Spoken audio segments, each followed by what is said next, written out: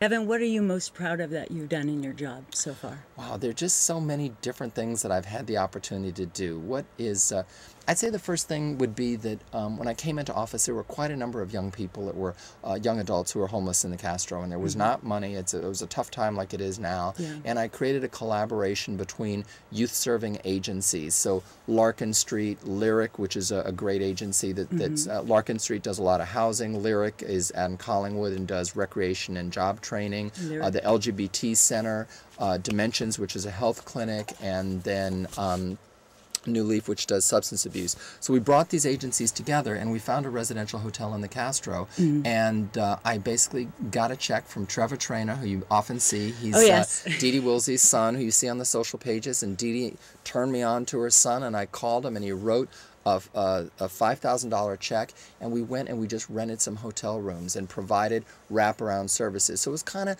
Gavin's model of supportive housing, but we didn't have the money or bricks and mortar to build something. And it started a program where we now have over 20 young adults that are being served by Larkin Street in this residential hotel in the Castro. And as a result of these agencies collaborating, we went the next year and got a $750,000 earmark in the city budget that has enabled the Dimensions Health Clinic to expand to 2 days a week and all of these programs. And so, you know, a lot of young people, as you say, looking at the Milk movie, they will come to San Francisco knowing whether they're trans, gay, lesbian, bi, that they can be here. And we need to be prepared and have services so they don't wind up using meth, being on the street, and things of that sort. So I think I'm proud for the leadership and creating a collaboration that endures today.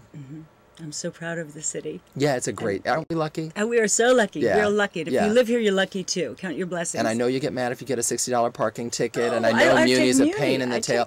Well, the greatest thing I taught my daughter is that when we get on Muni, I taught her that Muni is magic. Because when we get on at the Van Ness station, when we get on the N, we go 2 stops and we're at her favorite playground, DuBose Park. Oh, nice. So if the train is crowded and she sits on there, she goes, "It's Muni, it's magic." And so I think we have a new slogan for Muni. It's Muni, it's magic. It only works if you're 2, I think. I like that. Oh, I don't know. You have to believe. You know? I don't know. When I don't get parking tickets, I don't have to we deal with the congestion downtown. It's magic. Yes. Let me read a little bit about, you mentioned it already. Bevan's mother arrived in New York City during World War II after losing most of her family and escaping from the Nazis' Jewish detention camps.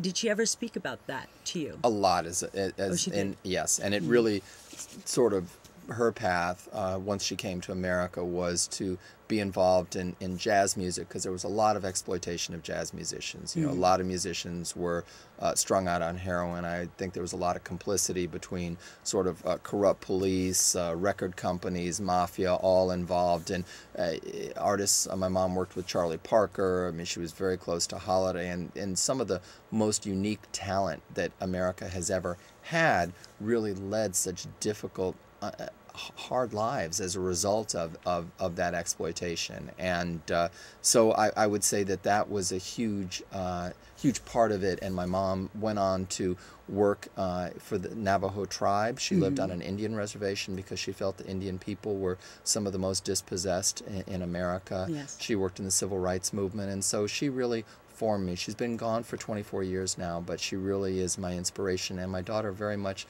looks like her, and it's my daughter's middle name is Maely, M-A-E-L-Y. Maely, your mom's name. My mom's name. That's wonderful, and we're looking at some pictures. Great. We just saw my some mom with Duke Ellington and Billie Holiday. And there you have a very interesting godmother, so Lady Day. There she is, yeah. There's actually a CD, a Verve box set, where I'm wearing red underwear and playing the piano and singing with her, and I'm Jewish, and so Holiday was singing my Yiddish Mama, which was probably one of the more unique renditions that has been done of that standard. And here, Britney hasn't remade it yet, but not yet. It could be in Circus, Next but one. May not. We have also a picture here. You worked for the first black woman to be elected to Congress. That's Shirley Chisholm, yes, and she ran for the presidency in 1972. There was an amazing documentary made about her run for the presidency, so people should Google her and see that. But I worked for her for 3 years, going right out of Berkeley, so I had big hair there. Big hair. There was my little girl. I'm wearing a Mission Bears sweatshirt, and my daughter Sydney is right there. Now, being a dad, takes time. Being a supervisor, from the ones I know, is just incredibly time consuming. But also, when you're out on the street, people come up to you and they start off nice. Don't you Hey, love Bevan, that? how are you? Oh, no, it's okay. You know potholes, you know Yes. parking, you know. Yeah. How do you deal with not having that, being able to walk around anonymous in the city? I'd say it's a job of a lifetime, and you have to remember that I worked for politicians for 27 years, so I knew what it was about, but for me to actually be the person was something I never thought I'd get the opportunity to do, to be the person that would cut the ribbon at a new laundromat. To me is like great. I have a great time at it. And when someone approaches me, it's an opportunity to restore their faith in government. People love the city, but I think they feel that things could work more effectively, that the dots could be better connected, that the I's could be better dotted and the T's crossed. And I agree with that. I think that our goals and ambitions are really wonderful, but sometimes it's the reality. And I've sort of been a pothole supervisor in the sense that I let the people guide me to help me understand what may not be working. The new supervisors that are elected, that are coming on, is that going to change the complexion of the board? It sure will. I joke at times that I've been a board aide, and so in a loving way I say being at the Board of Supervisors is kind of like going to the 8th grade, and I've been left back 5 years. So I'm going to be left back 2 more years. Okay. So in my 6 years on the board, I've only had 4 seats change hands out of the 11. And now in one day, there are going to be 4 new supervisors. So it is going to be a big dynamic change. And I also say that you have to give people a year. For every new colleague I've had, I've felt that you have to give them a year to kind of find their way and feel their way around it. It's an enormous responsibility, the complexity, because we're both a city and county.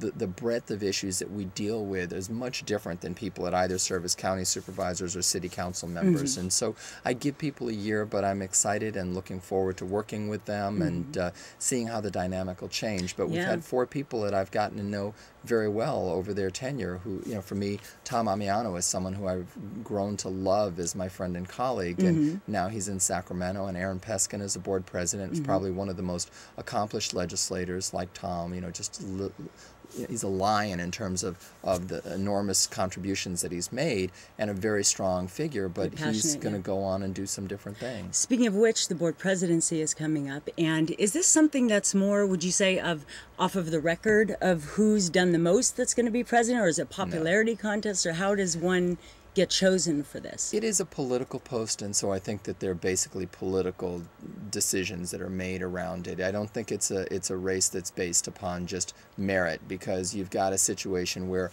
a board president is really your confessor, they're your therapist, they're a facilitator for you.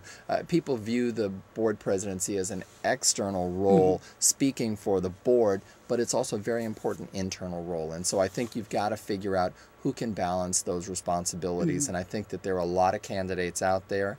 I am not one of them. It's not a job I'm seeking, but it'll be interesting to see how it plays out. You are an asset to the neighborhood as well as to the city, and you're delightful. I love it's a job of a lifetime. A lot of people are running for my job, so they believe me. It's a great job. Good. And if they can do half as good of a job as you've done, it's amazing. Thank you, Bevan. Thank you, Christina Marie. Wonderful. Thank you. Great being with you. Great. Thank you for joining us here on SF Live. My name is Christina Marie Flores. Please check sflivetv.com for upcoming guests. Good night.